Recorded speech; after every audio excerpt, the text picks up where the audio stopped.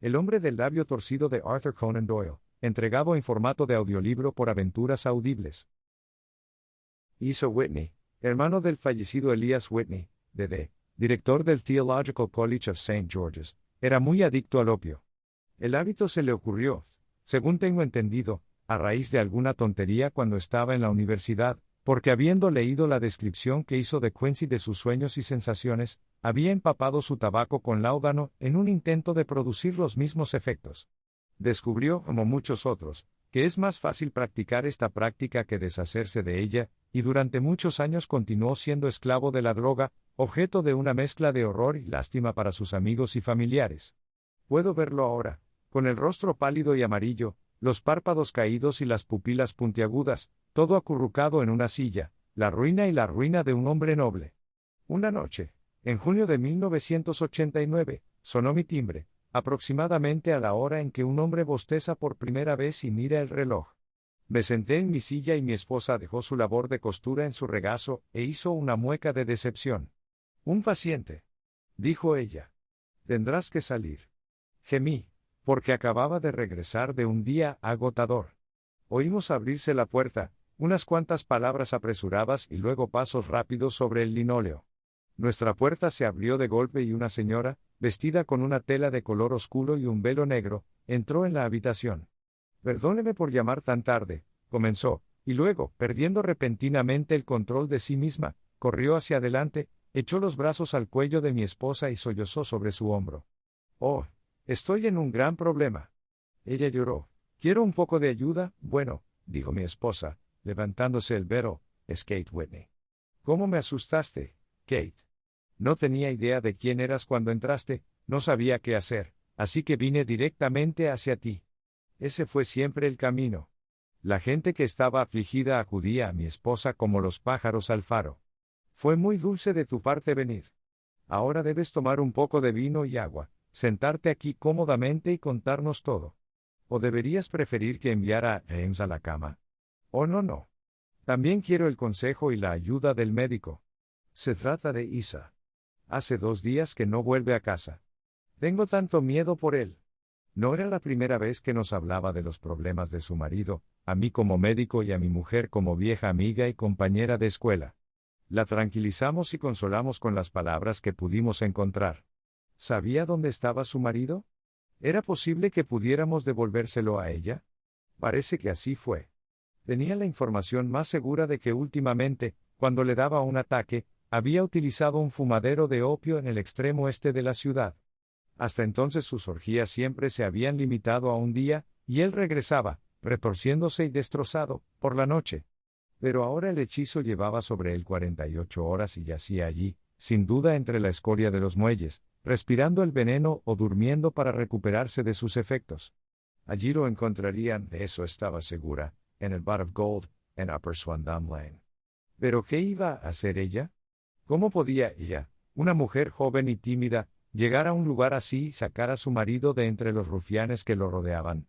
Así era el caso y, por supuesto, solo había una salida. ¿No podría acompañarla a este lugar? Y luego, pensándolo bien, ¿por qué debería venir ella? Yo, el asesor médico de Isa Whitney, como tal, tenía influencia sobre él. Podría manejarlo mejor si estuviera solo.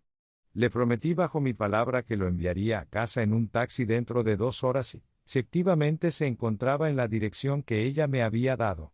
Y así, en 10 minutos había dejado atrás mi sillón y mi alegre sala de estar, y me dirigía hacia el este en un coche de punto con una misión extraña, como me pareció en ese momento, aunque solo el futuro podría mostrar lo extraño que era ser. Pero no hubo grandes dificultades en la primera etapa de mi aventura. Upper Swandam Lane es un callejón vil que se esconde detrás de los altos muelles que bordean el lado norte del río al este del puente de Londres. Entre una tienda de basofia y una ginebra, a la que se accedía por una empinada escalera que conducía a un hueco negro que parecía la boca de una cueva, encontré la guarida que estaba buscando.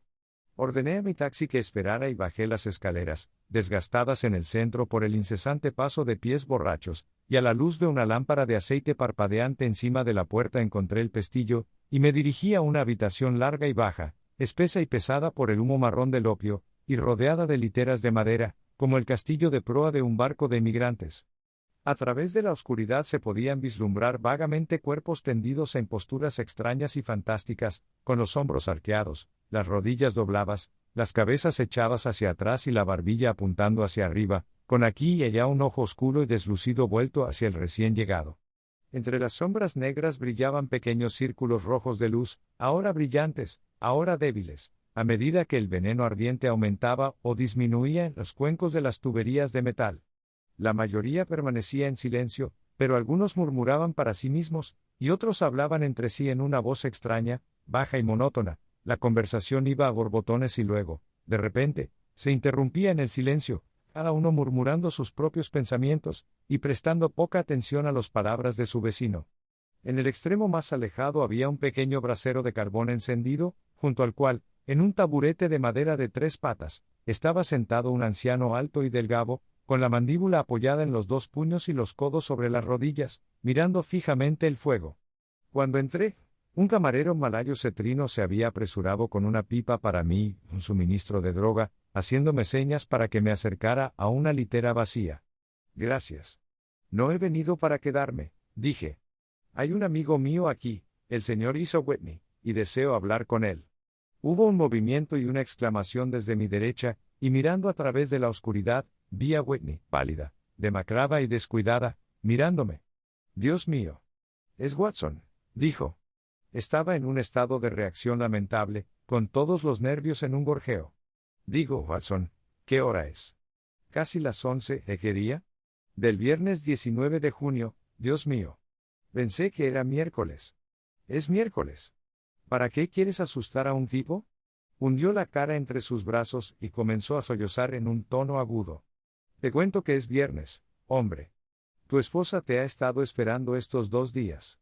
Usted debe estar avergonzado de sí mismo, así que estoy. Pero tiene una mezcla, Watson, porque solo llevo aquí unas pocas horas, 3 pipas, 4 pipas, no recuerdo cuántas. Pero me iré a casa contigo. No asustaría a Kate, pobrecita Kate. Dame tu mano. ¿Tienes un taxi? Sí, tengo uno esperando. Entonces entraré en él. Pero debo deberle algo. Encuentra lo que debo, Watson. Estoy completamente fuera de color. No puedo hacer nada por mí mismo. Caminé por el estrecho pasillo entre la doble fila de durmientes, conteniendo la respiración para evitar los repugnantes y estupefacientes vapores de la droga, y buscando al gerente. Cuando pasé junto al hombre alto que estaba sentado junto al brasero, sentí un repentino tirón de mi falda y una voz baja susurró, «Pasa junto a mí y luego mírame». Las palabras llegaron claramente a mis oídos. Miré hacia abajo. Solo podían proceder del anciano que estaba a mi lado y, sin embargo, ahora estaba tan absorto como siempre, muy delgado, muy arrugado, encorvado por la edad, con una pipa de opio colgando entre sus rodillas, como si se hubiera caído en picado. Lasitud de sus dedos. Di 2 pasos hacia adelante y miré hacia atrás. Necesité todo mi autocontrol para evitar que estallara en un grito de asombro. Se había dado la espalda para que nadie pudiera verlo excepto yo. Su forma se había llenado, sus arrugas habían desaparecido, los ojos apagados habían recuperado su fuego, y allí, sentado junto al fuego y sonriendo ante mi sorpresa, no estaba otro que Sherlock Holmes. Me hizo un ligero gesto para que me acercara a él y, al instante, cuando volvió a girar el rostro hacia la compañía una vez más, se sumió en una senilidad vacilante y con los labios flojos. Holmes. Susurré. ¿Qué diablos estás haciendo en esta guarida? Lo más bajo que puedas, respondió. Tengo excelentes oídos. Si tuviera la gran amabilidad de deshacerse de ese estúpido amigo suyo, me encantaría poder conversar un poco con usted. Tengo un taxi afuera, entonces te ruego que lo envíes a casa en él. Puedes confiar en él con seguridad, porque parece demasiado débil para hacer travesuras. Le recomendaría también que envíe una nota del cochero a su esposa para decirle que se ha unido a mí. Si esperas afuera, estaré contigo en 5 minutos. Era difícil rechazar cualquiera de las peticiones de Sherlock Holmes, porque siempre eran extremadamente concretas y presentadas con un aire tranquilo de maestría. Sentí, sin embargo, que una vez que Whitney estuvo confinada en el taxi, mi misión prácticamente había cumplido, y por lo demás, no podía desear nada mejor que estar asociado con mi amigo en una de esas singulares aventuras que eran la condición normal de su existencia. En unos minutos escribí mi nota, pagué la cuenta de Whitney, lo llevé hasta el taxi y lo vi conducir en la oscuridad. En muy poco tiempo, una figura decrépita había surgido del fumadero de opio, y yo caminaba por la calle con Sherlock Holmes. Caminó 2 calles arrastrando los pies, con la espalda encorvada y el pie inseguro. Luego, mirando rápidamente a su alrededor, se enderezó y estalló en una carcajada. Supongo, Watson, dijo, que usted se imagina que he añadido el consumo de opio a las inyecciones de cocaína, y a todas las otras pequeñas debilidades en las que me ha favorecido con sus opiniones médicas. Ciertamente me sorprendió encontrarte allí, pero no más que yo para encontrarte. Vine a buscar un amigo, y yo a encontrar un enemigo. ¿Un enemigo? Sí, uno de mis enemigos naturales, o, debería decir, mi presa natural.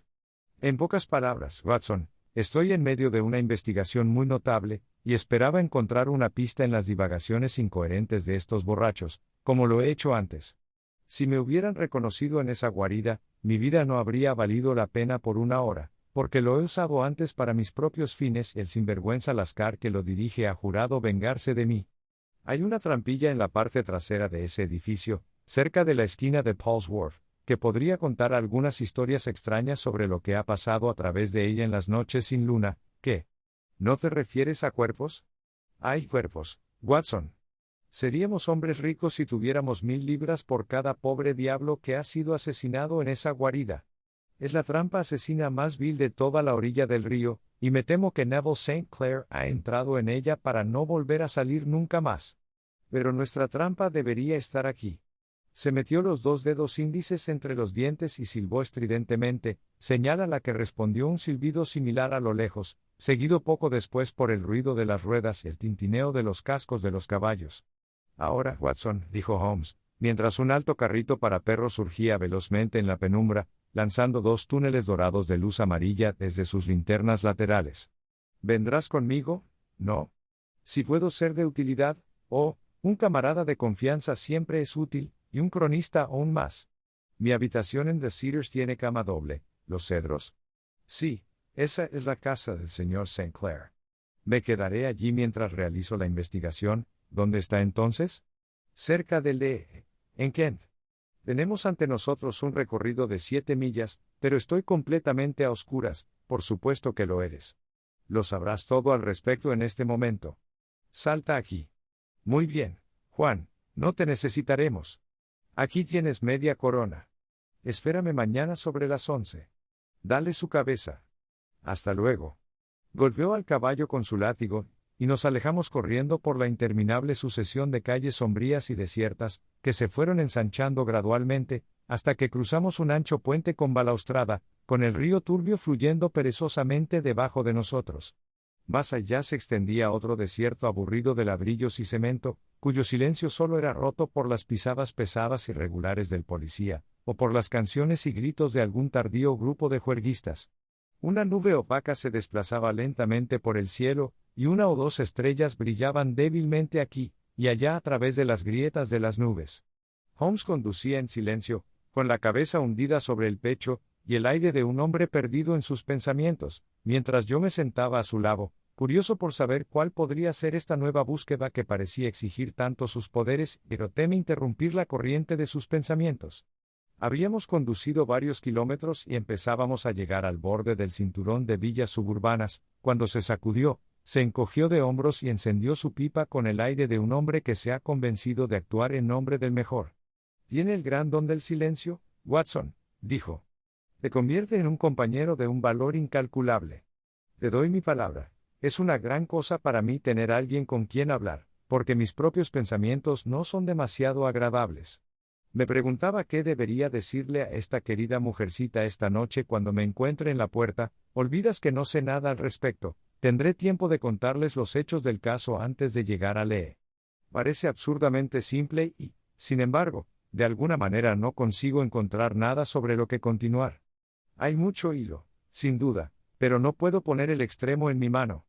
Ahora, le expondré el caso de forma clara y concisa, Watson, y tal vez pueda haber una chispa donde todo es oscuro para mí. Continúe, entonces. Hace algunos años, para ser definitivos, en mayo de 1884, llegó a Lee un caballero, llamado Neville St. Clair, que parecía tener mucho dinero. Alquiló una gran villa, dispuso los terrenos muy bien y, en general, vivió con buen estilo.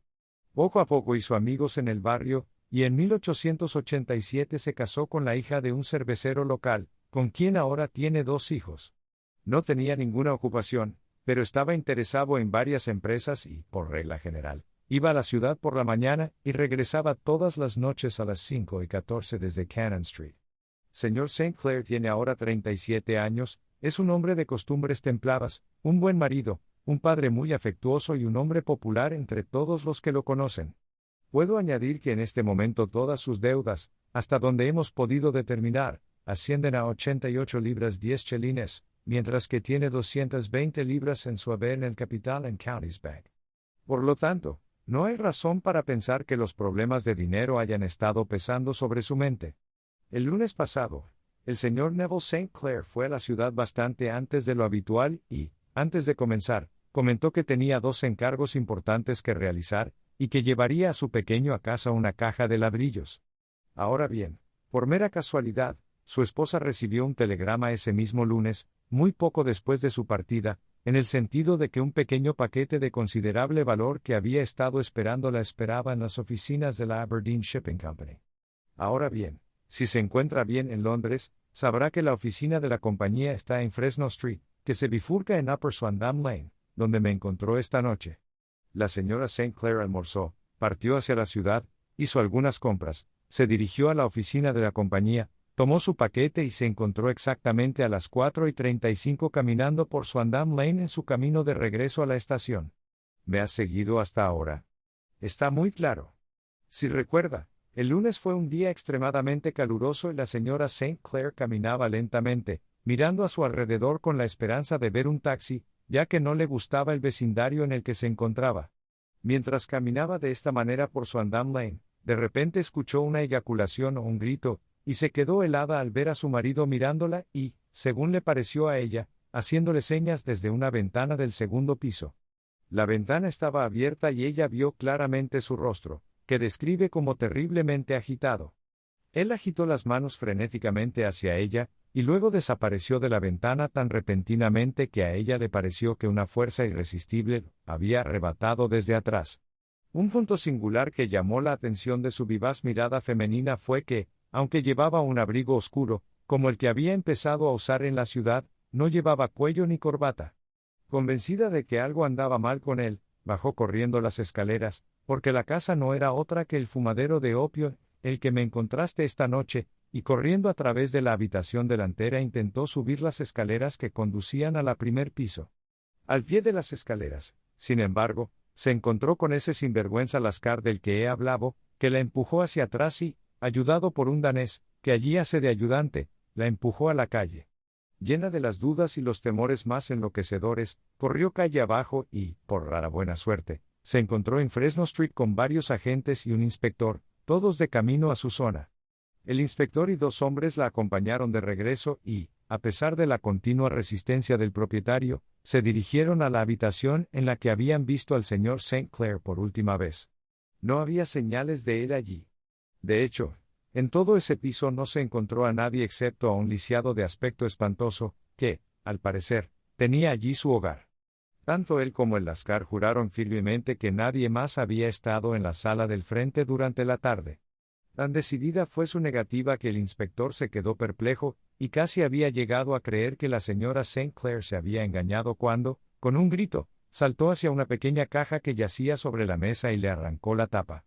Allí cayó una cascada de ladrillos infantiles. Era el juguete que había prometido llevarse a casa. Este descubrimiento y la evidente confusión que mostraba el tullido hicieron comprender al inspector que el asunto era grave. Las habitaciones fueron examinadas cuidadosamente y todos los resultados apuntaron a un crimen abominable.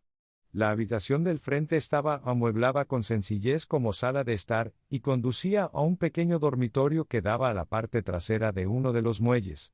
Entre el muelle y la ventana del dormitorio hay una franja estrecha, que está seca durante la marea baja pero se cubre con la marea alta con al menos 4,5 pies de agua.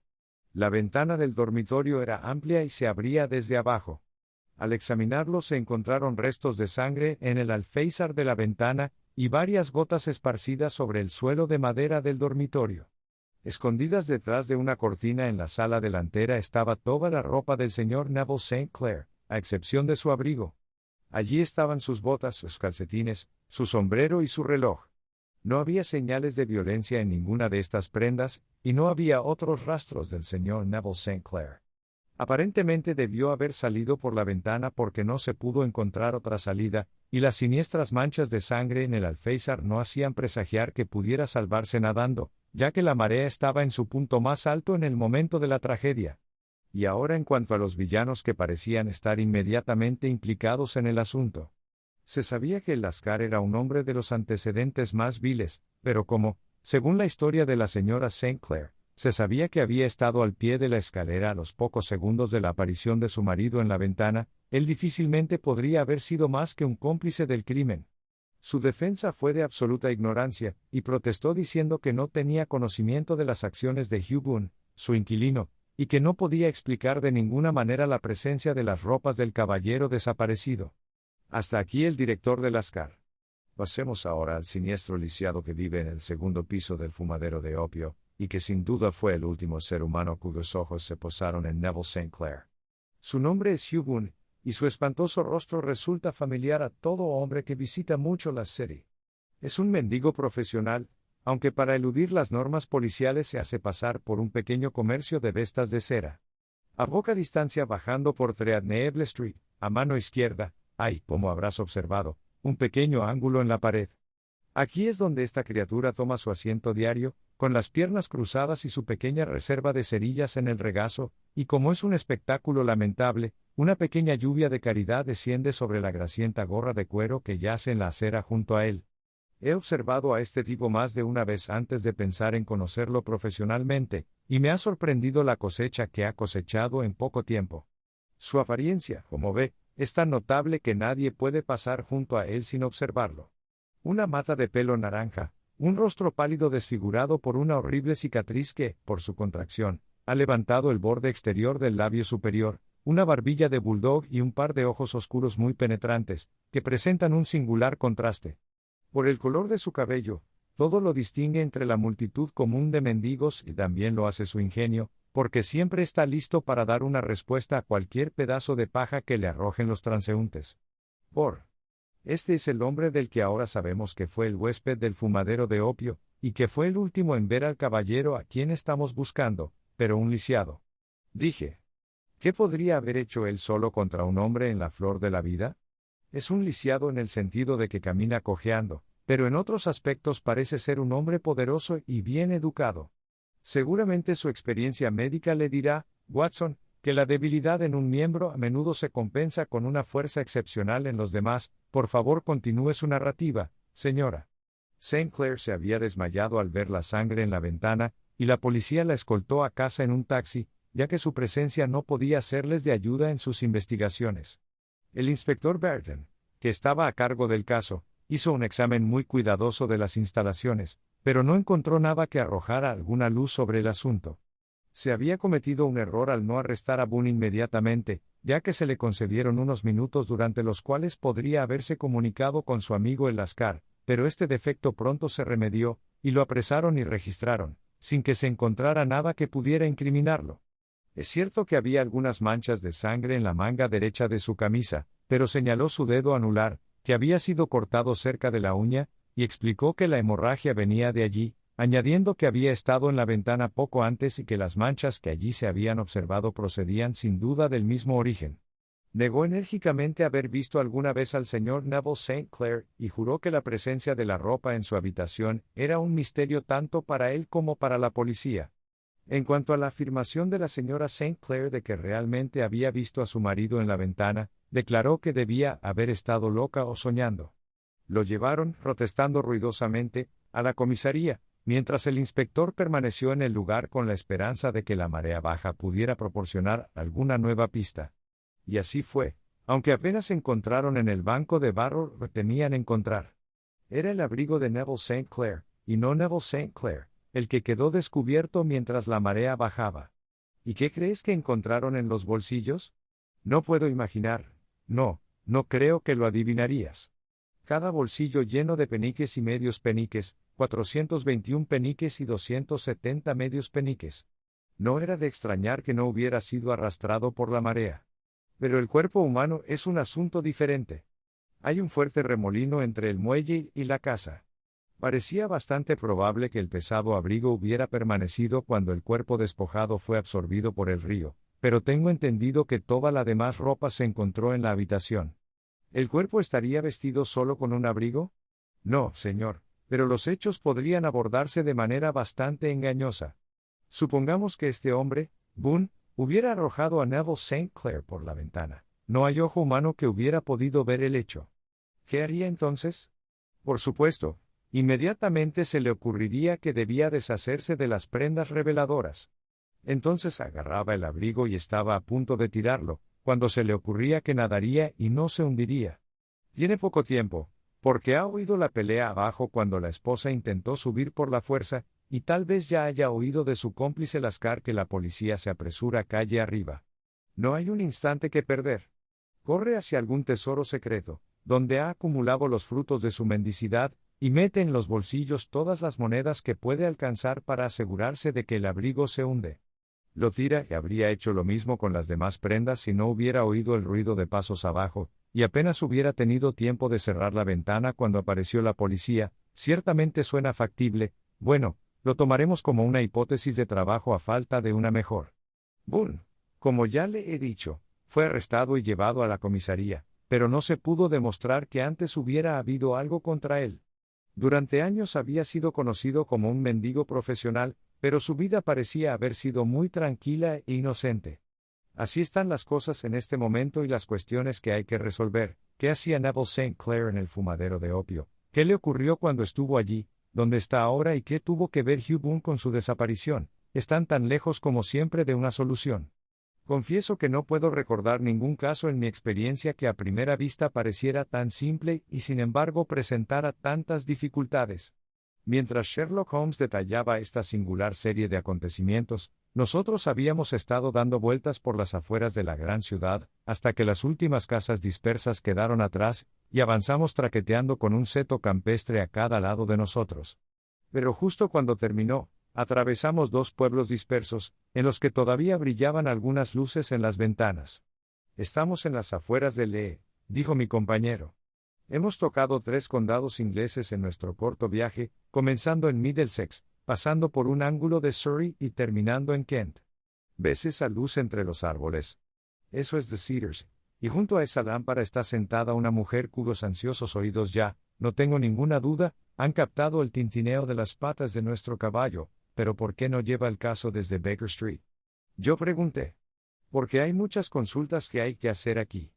La señora St. Clair ha puesto muy amablemente a mi disposición 2 habitaciones, y puede estar seguro de que no tendrá nada más que una bienvenida para mi amigo y colega. Odio encontrarme con ella, Watson, cuando no tengo noticias de su marido. Aquí estamos. Vaya, ahí, vaya. Nos detuvimos frente a una gran villa que se encontraba dentro de su propio terreno. Un mozo de cuadra había corrido hacia la cabecera del caballo y, saltando del suelo, seguía a Holmes por el pequeño y sinuoso camino de grava que conducía a la casa. Cuando nos acercamos, la puerta se abrió de golpe y una pequeña mujer rubia se paró en la abertura, vestida con una especie de muselina de soja ligera, con un toque de gasa rosa esponjosa en el cuello y las muñecas.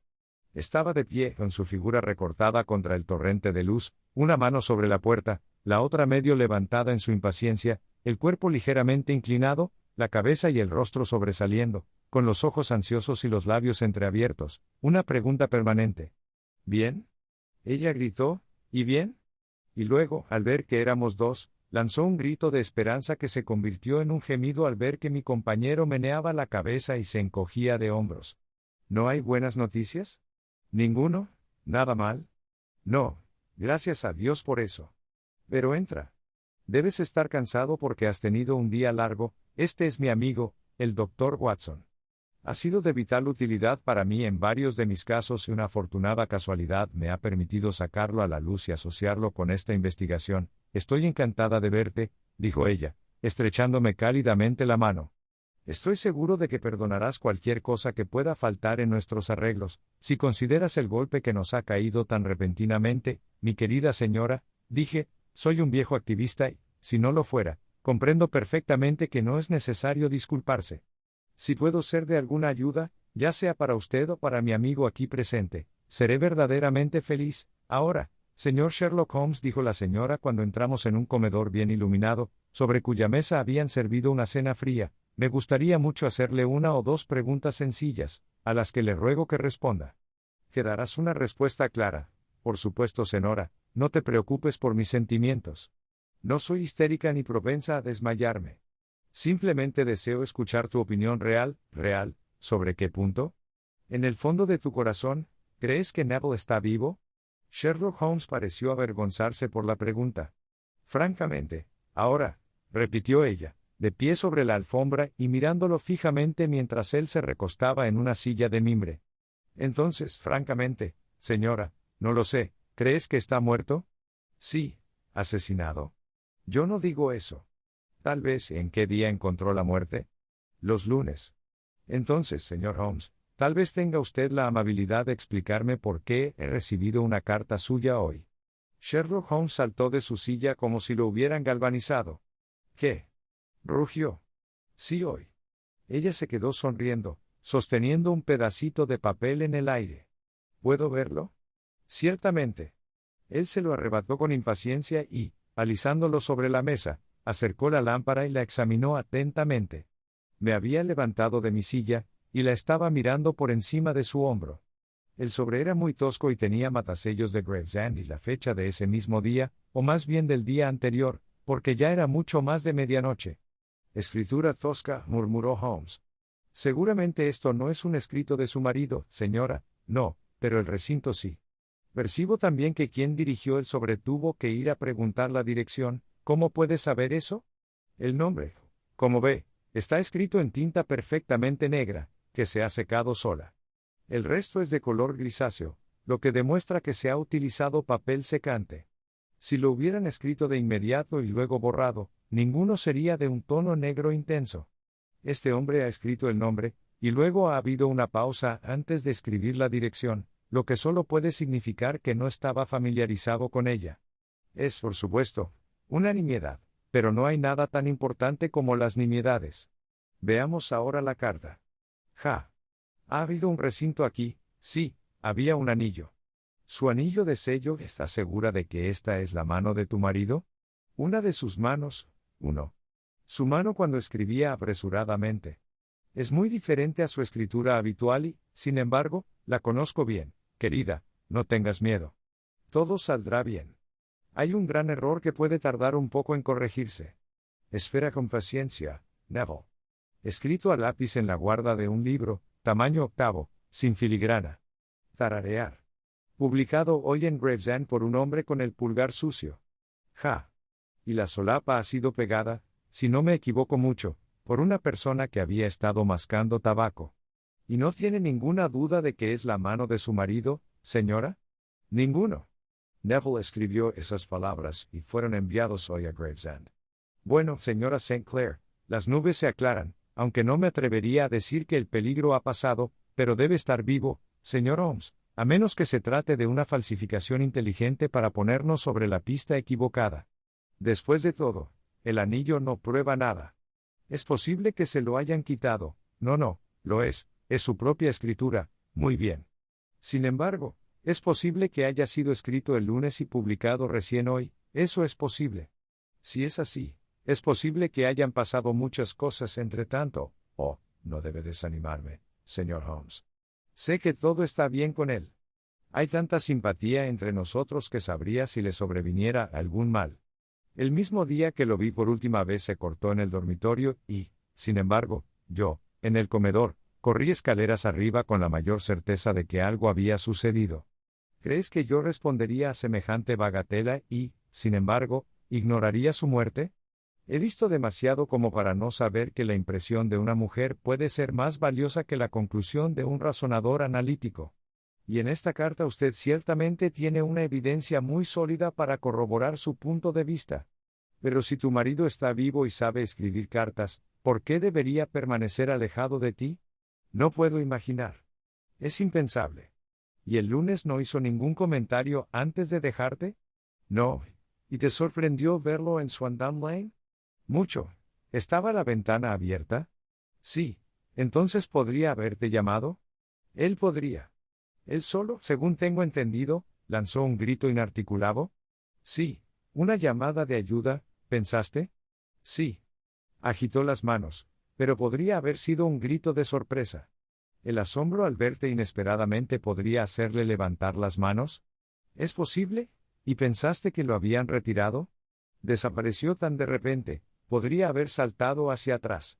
¿No viste a nadie más en la habitación?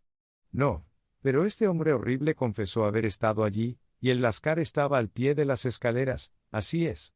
Su marido, por lo que pudo ver, vestía su ropa normal, pero sin cuello ni corbata. Vi claramente su garganta desnuda. ¿Había hablado alguna vez de Swandam Lane? Nunca. ¿Había mostrado alguna vez signos de haber consumido opio? Nunca, gracias, señora St. Clair. Estos son los puntos principales sobre los que deseaba ser absolutamente claro. Ahora tomaremos una pequeña cena y luego nos retiraremos, porque mañana tendremos un día muy ocupado. Se había puesto a nuestra disposición una habitación grande y cómoda con 2 camas, y rápidamente me metí entre las sábanas, porque estaba cansado después de mi noche de aventuras. Sherlock Holmes era, sin embargo, un hombre que, cuando tenía un problema sin resolver en mente, pasaba días, e incluso una semana, sin descansar, dándole vueltas, reordenando sus hechos, mirándolo desde todos los puntos de vista. Hasta que lo comprendió o se convenció de que sus datos eran insuficientes. Pronto me resultó evidente que ahora se estaba preparando para una sesión de toda la noche.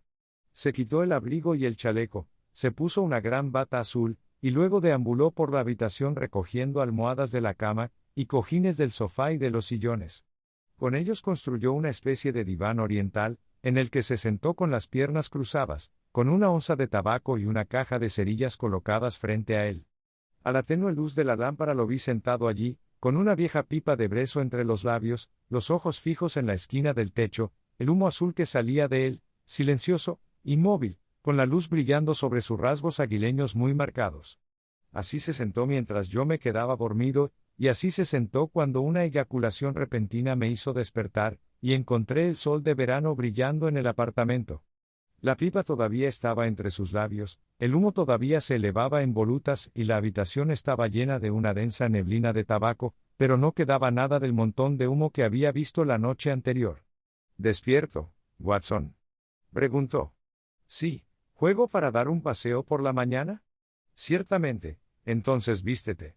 Nadie se ha movido todavía, pero sé dónde duerme el mozo de cuadra y pronto sacaremos la trampa. Se reía para sí mismo mientras hablaba, sus ojos brillaban y parecía un hombre diferente al sombrío pensador de la noche anterior.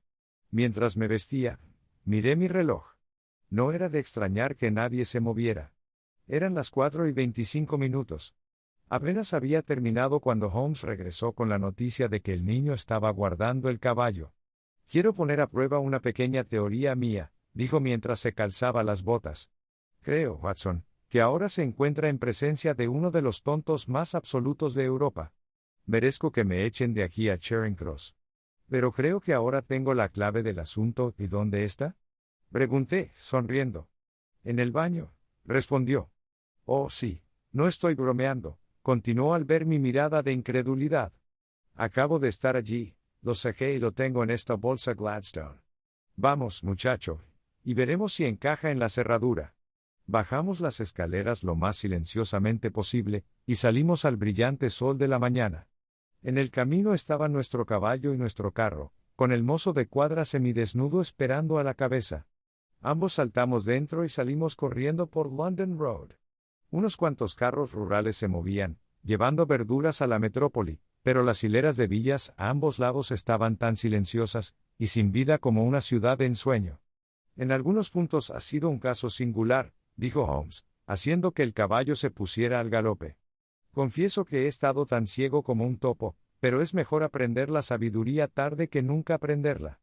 En la ciudad, los más madrugadores empezaban a mirar adormilados desde sus ventanas mientras conducíamos por las calles del lado de Surrey. Pasando por Waterloo Bridge Road, cruzamos el río y riendo por Wellington Street, giramos bruscamente a la derecha y nos encontramos en Bow Street. Sherlock Holmes era muy conocido en la policía, y los dos agentes que estaban en la puerta lo saludaron. Uno de ellos sostuvo la cabeza del caballo mientras el otro nos guiaba hacia adentro. ¿Quién está de servicio?, preguntó Holmes. Inspector Bradstreet, señor. Ah, Bradstreet, ¿cómo estás? Un funcionario alto y fornido había bajado por el pasillo enlosado, con una gorra de visera y una chaqueta con solapas. Deseo hablar en voz baja contigo, Bradstreet, por supuesto, señor Holmes. Entra aquí en mi habitación. Era una habitación pequeña, parecida a una oficina, con un enorme libro de contabilidad sobre la mesa y un teléfono sobresaliendo de la pared. El inspector se sentó ante su escritorio. ¿Qué puedo hacer por usted, señor Holmes? Llamé por ese mendigo, Boone, el que fue acusado de estar involucrado en la desaparición del señor Neville St. Clair, de Sí. Fue criado y puesto en prisión preventiva para realizar más investigaciones, eso escuché. ¿Lo tienes aquí? En las celdas, está callado. Oh, no da problemas. ¿Pero es un sucio sinvergüenza, sucio? Sí, es todo lo que podemos hacer para que se lave las manos, y su cara está tan negra como la de un calderero. Bueno, cuando su caso haya sido resuelto, tendrá un baño regular de prisión, y creo que, si lo vieras, estarías de acuerdo conmigo en que lo necesitaba. Me gustaría mucho verlo. ¿Lo harías? Eso se hace fácilmente. Ven por aquí. ¿Puedes dejar tu bolso? No, creo que lo aceptaré. Muy bien. Ven por aquí, por favor. Nos condujo por un pasillo, abrió una puerta con barrotes, bajó una escalera de caracol y nos llevó a un pasillo encalado con una hilera de puertas a cada lado. El tercero a la derecha es suyo, dijo el inspector. Aquí lo tienes. Silenciosamente abrió un panel en la parte superior de la puerta y miró hacia adentro. Está dormido, dijo. Se le puede ver muy bien. Ambos pusimos nuestros ojos en la reja. El prisionero yacía de cara a nosotros, en un sueño muy profundo, respirando lenta y pesadamente. Era un hombre de mediana estatura, vestido toscamente como correspondía a su vocación, con una camisa de colores que sobresalía por entre el desgarro de su andrajoso abrigo. Estaba, como había dicho el inspector, extremadamente sucio, pero la mugre que cubría su rostro no podía ocultar su repulsiva fealdad. Un amplio ahón procedente de una antigua cicatriz lo cruzaba desde el ojo hasta la barbilla, y por su contracción había doblado un lado del labio superior, de modo que 3 dientes quedaban expuestos en una perpetua mueca. Una mata de pelo rojo muy brillante le caía sobre los ojos y la frente. Es una belleza, ¿no?, dijo el inspector. Ciertamente necesita un lavado, comentó Holmes. Tuve una idea de que podría hacerlo, y me tomé la libertad de traer las herramientas conmigo. Mientras hablaba, abrió la bolsa Gladstone y sacó, para mi sorpresa, una esponja de baño muy grande. Él. Eres muy gracioso, se rió el inspector. Ahora, si tienes la gran bondad de abrir esa puerta en silencio, pronto haremos que tenga una figura mucho más respetable. Bueno, no sé por qué no, dijo el inspector. No parece un crédito para las células de Bow Street, ¿verdad? Metió la llave en la cerradura, y todos entramos en la celda en silencio. El durmiente se giró a medias y luego volvió a dormirse profundamente. Holmes se inclinó hacia la jarra de agua, humedeció su esponja y luego la frotó vigorosamente 2 veces por la cara del prisionero. Permítanme presentarles, gritó, al señor Neville St. Clair, de Lee, en el condado de Kent. Nunca en mi vida había visto algo así. La cara del hombre se desprendió bajo la esponja como la corteza de un árbol. Se acabó el tinte marrón áspero. También había desaparecido la horrible cicatriz que lo había atravesado, y el labio torcido que le había dado esa repulsiva mueca de desprecio. Una sacudida apartó el enredado cabello rojo y allí, sentado en su cama, estaba un hombre pálido, de rostro triste, aspecto refinado, cabello negro y piel suave, frotándose los ojos y mirando a su alrededor con soñoliento desconcierto. Luego, al darse cuenta de repente de la exposición, soltó un grito y se arrojó de cara a la almohada. ¡Gran cielo!, exclamó el inspector. En efecto, es el hombre desaparecido. Lo conozco por la fotografía. El prisionero se volvió con el aire imprudente de quien se abandona a su destino. Que así sea, dijo. ¿Y por favor de qué se me acusa? Con deshacerse del señor Neville St. Oh, vamos, no pueden acusarlo de eso a menos que lo presenten como un caso de intento de suicidio, dijo el inspector con una sonrisa. Bueno, llevo 27 años en la policía, pero esto realmente se lleva la palma. Si soy el señor Neville St. Clair, entonces es obvio que no se ha cometido ningún delito y que, por lo tanto, estoy detenido ilegalmente. No se ha cometido ningún delito, pero se ha cometido un error muy grande, afirmó Holmes. Hubieras hecho mejor si hubieras confiado en tu esposa. No fue la esposa, fueron los niños, gimió el prisionero. Dios me ayude, no quiero que se avergüencen de su padre. Dios mío. ¡Qué exposición! ¿Qué puedo hacer? Sherlock Holmes se sentó a su lado en el sofá, y le dio una amable palmada en el hombro. Si se deja que un tribunal de justicia aclare el asunto, dijo, por supuesto, difícilmente se puede evitar la publicidad. Por otra parte, si usted convence a las autoridades policiales de que no hay ningún caso posible contra usted, no sé si hay alguna razón para que los detalles lleguen a los periódicos. Estoy seguro de que el inspector Bradstreet tomará nota sobre cualquier cosa que usted pueda decirnos, y la presentará a las autoridades correspondientes. Entonces el caso nunca llegaría a los tribunales. Dios lo bendiga. Gritó apasionadamente el prisionero. Habría soportado el encarcelamiento, sí, incluso la ejecución, en lugar de dejar mi miserable secreto como una mancha familiar a mis hijos. Eres el primero que escucha mi historia. Mi padre era maestro de escuela en Chesterfield, donde recibí una educación excelente. Viajé en mi juventud, subí al escenario y finalmente me convertí en reportero de un periódico vespertino de Londres.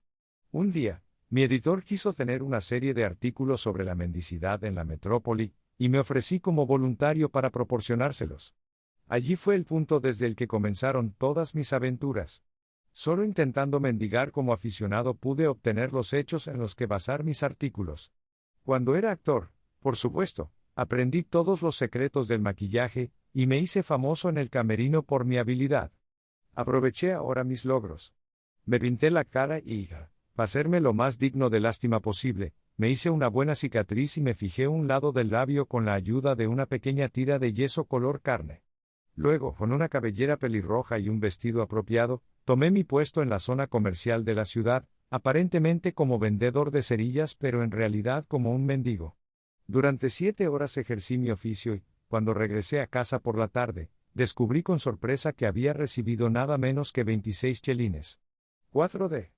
Escribí mis artículos y pensé poco más en el asunto hasta que, algún tiempo después, respaldé una factura para un amigo, y me entregaron una orden judicial por 25 libras. No sabía dónde conseguir el dinero, pero aún se me ocurrió una idea repentina.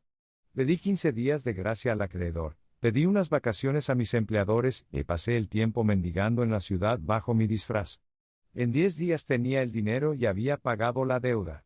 Bueno, puedes imaginar lo difícil que fue dedicarme a un trabajo arduo por 2 libras a la semana cuando sabía que podía ganar lo mismo en un día untándome la cara con un poco de pintura, poniendo mi gorra en el suelo y sentado quieto.